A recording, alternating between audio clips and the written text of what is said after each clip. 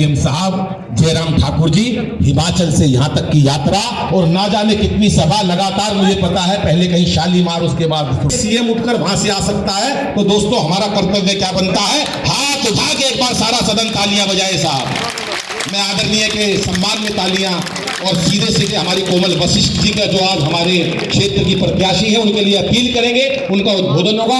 उससे पहले मैं मंडल अध्यक्ष जो हमारे बीच में हैं और उनके पति गौरव जी, उनको भी मंच पर आमंत्रित करता हूं। आप संचालित करेंगे क्योंकि आगे का मंच ये संभालेंगे, कैसे कार्यकर्ताओं को व्यवस्थित करना है और आपको कैसे किस प्रकार से हमारे अतिथि को सुनना और उनका सम्मान करना है। बोलिए एक बार जोरदार नारा लगाइए मेरे साथ, जय श्री राम, जय श्री राम, जय श्री राम। बहुत आदरणीय सीएम साहब, सभी चाहते हैं कि आपका स्वागत ये सभी करें, लेकिन सभी की तरफ से एक हिमाचल की तरफ हमारी बहन प्रीति रानी जी, सबकी तरफ से, ये हम सबकी तरफ से पूरे संगठन की बस्ती रहे।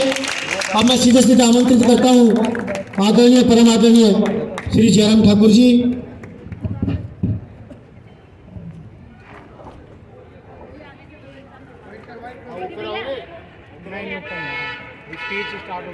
भारतीय जनता पार्टी के इस चुनाव में यहाँ पार्टी की हमारी लोकप्रिय प्रत्याशी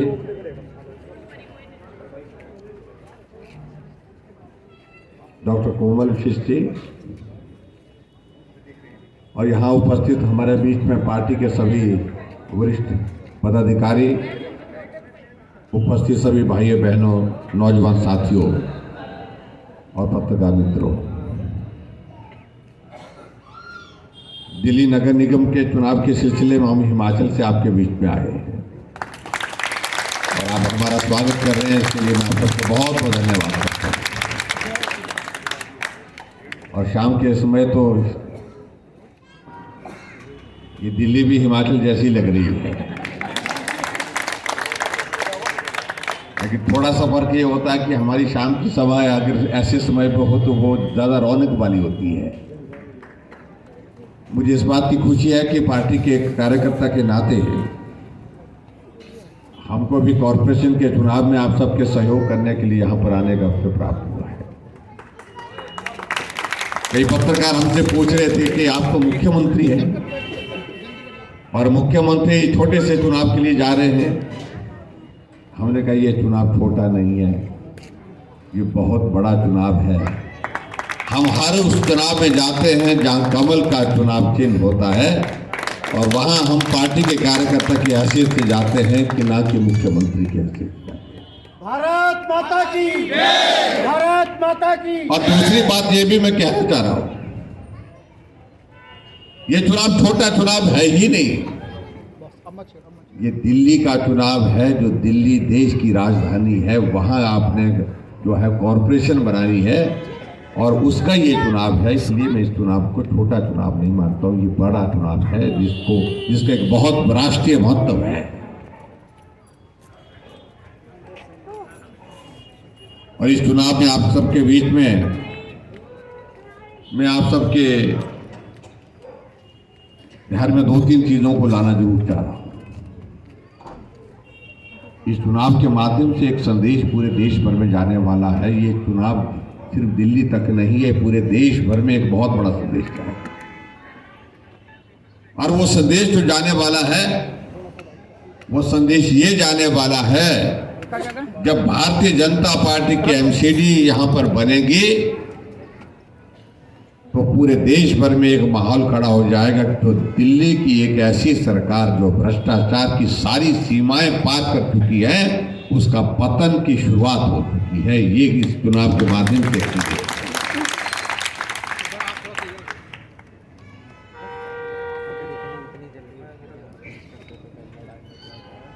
कई बार में मुझे बहुत विचित्र सा लगता है।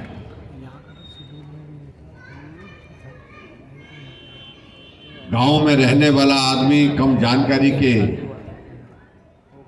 कारण गलती कर सकता है, लेकिन दिल्ली में इस प्रकार की सरकार, जिस सरकार के बारे में आज पूरे देश भर में अलग अलग तरह की चर्चा है, मैं समझता हूं कि ये कई बार सोचने का विषय बन गया। क्या हम समझ नहीं पाए, या हम बहुत जल्दी में वो सारा निर्णय कर गए?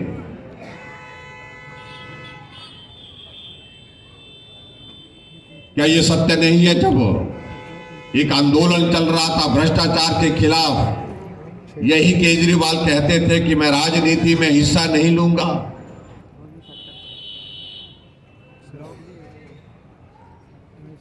क्या ये वही केजरीवाल नहीं है जिन्होंने ये कहा था भ्रष्टाचार के खिलाफ आंदोलन जीवन भर करता रहूंगा? क्या ये वही केजरीवाल नहीं है कि राजनीतिक दल में कभी भी शामिल नहीं होगा? क्या ये वही केजरीवाल नहीं है जिन्होंने ये कहा था कि चुनाव नहीं लड़ूंगा?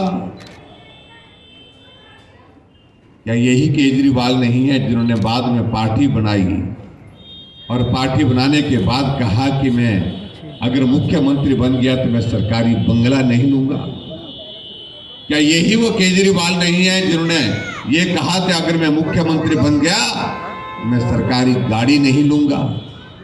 क्या ये वही केजरीवाल नहीं है जिन्होंने ये कहा था कि मैं सुरक्षा नहीं लूंगा? लेकिन आज देख रहे हैं कि ये सही मायने में वही केजरीवाल है जिन्होंने सारी बातें कही थी और एक कोने से दूसरे कोने तक जो भी बातें कही थी झूठे साबित हुए। झूठे की श्रेणी में आज सारी सीमाएं उजड़ जाती। और इसलिए मैं कहता हूं कि पूरी दुनिया में अगर किसी आदमी को सम्मानित करना हो झूठ बोलने के लिए तो सहज रूप से नाम एक ही आता, केजरीवाल। इतना झूठा हमने कभी किसी व्यक्ति को बोलते हुए नहीं देखा। भ्रष्टाचार के खिलाफ लड़ने की बात कही केजरीवाल जी, आपने आपके ही मंत्री आज जेल की सलाखों के पीछे है। किस वजह से है? इस बात का जवाब आपको देना होगा। पंजाब में आपकी सरकार बनी और 3 महीने के बाद मंत्रिमंडल से मंत्री को बर्खास्त भ्रष्टाचार के आरोप के कारण करना पड़ा। हम कानून व्यवस्था को बहुत बेहतर ढंग से चलाएंगे। पंजाब में सरकार बन गई, दिन दहाड़े वहां पर हत्याएं होनी शुरू हो गई। हम ड्रग माफिया के खिलाफ आंदोलन करेंगे, हम ड्रग माफिया के खिलाफ कार्रवाई करेंगे। पंजाब की आज की परिस्थिति आप समझ रहे हैं। हम भी चिंतित हैं। हिमाचल पड़ोस में है, दिल्ली भी पड़ोस में है, हरियाणा भी पड़ोस में है, जो हालात वहां पर बने। इससे पहले की सभा में मैं गया था, एक बहन जी वहां पर मंच पर खड़ी होकर के उन्होंने कहा कि मुझे संबोधन करना है 2 मिनट के लिए। बिंदु जी, उन्होंने अपनी कहानी सुनाई। एमसीडी के चुनाव के लिए टिकट के लिए 80 लाख रुपए मांगे जा रहे। विधानसभा के चुनाव के लिए टिकट देने के पैसे, लोकसभा के चुनाव के लिए टिकट के लिए पैसे, राज्यसभा के लिए टिकट के लिए पैसे। 8 साल की ये सरकार, और 8 साल की सरकार ने भ्रष्टाचार की सारी सीमाएं ला दी। इसलिए मुझे लगता है कि इस बात को सोचने की आवश्यकता है। ये गलती हुई है, इसकी सुधार करने की जरूरत है। और मुझे लगता है कि ये सही अवसर है जहां से इस सुधार की शुरुआत होनी चाहिए। और इस चुनाव में एक संदेश देना चाहिए कि सारी तमाम बातें जो आपने कही थी, इन बातों का जवाब यहीं देंगे, अभी देंगे, इसी वक्त देंगे। अब गलती मत करिए। हमारे हिमाचल में अभी विधानसभा के चुनाव हुए। विधानसभा के चुनाव के पहले तो केजरीवाल जी आए, हम आएंगे, सरकार बनाएंगे। हमने कहा भाई ये हिमाचल है और हिमाचल में चढ़ाई चढ़नी पड़ती है, पहाड़ चढ़ना पड़ता है, तो सांस फूल जाएगी। मैंने कहा वो सही मायने में सांस फूल गई। आए और उसके बाद चले गए बुड़ करके।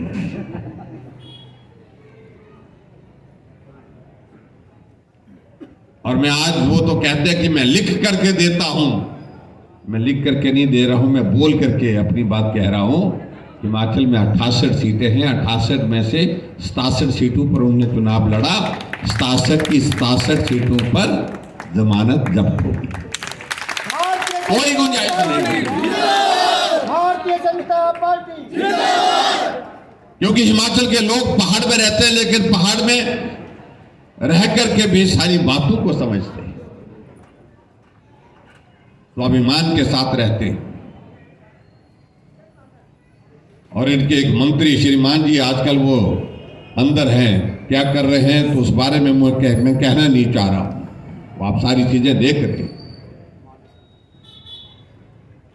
उनको हिमाचल का प्रभारी बना करके भेजा और हिमाचल में पहली बार आए तो गाली गलौज से शुरू किया। मैंने एक ही बात कही, जब पत्रकारों ने मुझसे पूछा, मैंने कहा ये देवभूमि हिमाचल प्रदेश है, हम उस भाषा में बात नहीं करेंगे, लेकिन देवभूमि हिमाचल प्रदेश में देवभूमि का अपमान करने के लिए कोई शब्द कहता है तो उसका भला कभी होते हमने देखा नहीं है। आज वो जेल की चिंता।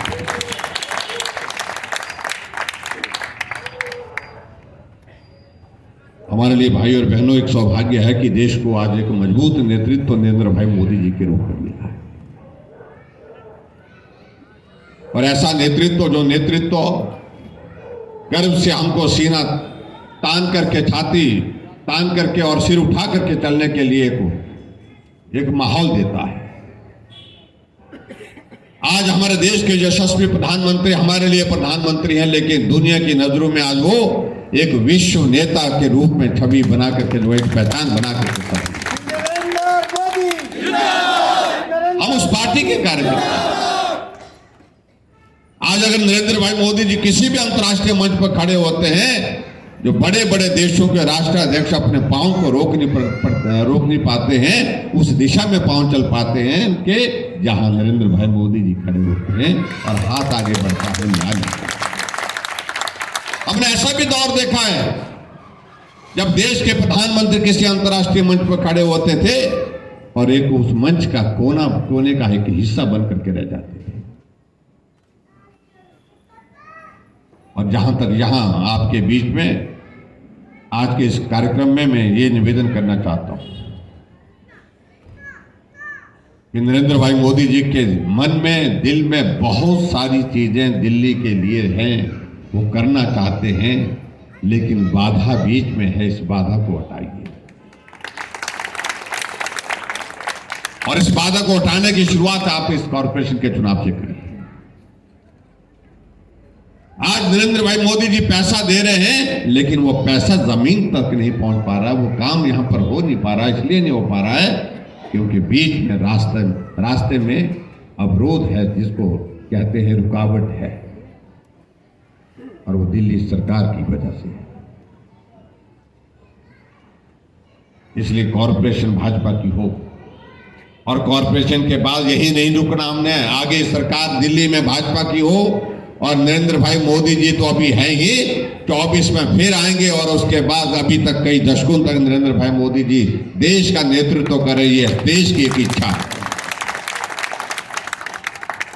इसलिए भाई और बहनों में आप सबसे इतना ही निवेदन करना चाहता हूं, जितनी भी ताकत है उस ताकत के साथ आगे बढ़िए, और डॉक्टर कोमल जी को आप अपना आशीर्वाद दीजिए, जहां से विजयी बनाइए अपने इस क्षेत्र से। और निश्चित रूप से आपके इस क्षेत्र की जीत जो है नरेंद्र भाई मोदी जी को ताकत देगी, दिल्ली के विकास के लिए ताकत देगी। और मुझे पूरा भरोसा है, जिस ईमानदारी के साथ, जिस लगन के साथ, सेवा के भाव के साथ डॉक्टर कोमल जी आपके बीच में समर्पित होकर के काम करने की जो है वो सोच रखती है, तो आपको निराश होने का अवसर नहीं होगा। इस बात को हम दावे के साथ कह सकते हैं। इसलिए मेरा आप सबसे निवेदन है कि आइए एक शुरुआत करते हैं।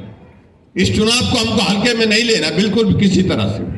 ये चुनाव बहुत महत्वपूर्ण चुनाव है और एक बहुत बेहतरीन शुरुआत हो रही है जब दिल्ली भी हमारी होगी।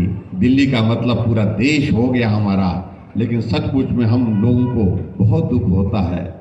देश तो हमारा हो गया, लेकिन दिल्ली हमारी नहीं हुई।